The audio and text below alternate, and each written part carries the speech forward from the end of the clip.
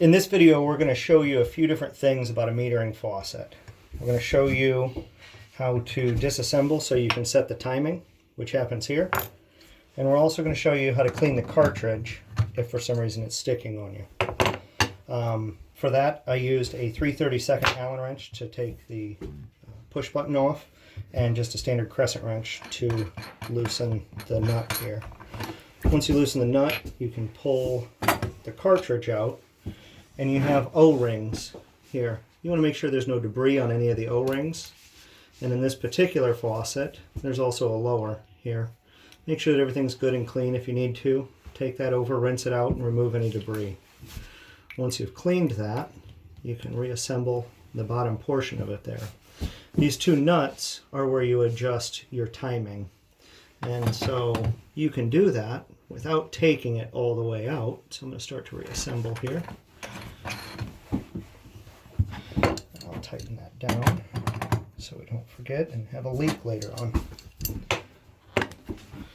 So if you move this lower nut here, the upper nut is a jam nut, just to keep that from moving around. So if you loosen that up a little bit, the further in you go, the shorter the time, and the further out you go, the longer the timing. We usually set them for right around 10 seconds, which is where this one was set. And for the purpose of this video, I'm just going to leave that where it's at and tighten the jam nut back down, and we can reinstall the handle.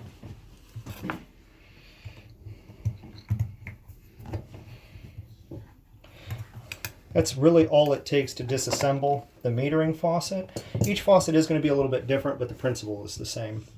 Last thing I'm going to show you is these all have tamper-resistant aerators on them, and so you won't be able to just take that off.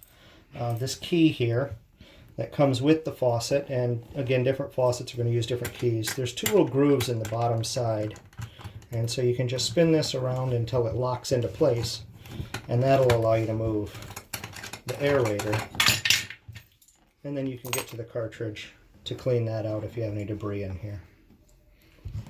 If you have any questions about this or anything else, feel free to give us a call or check out our website, infinitytrailerparts.com.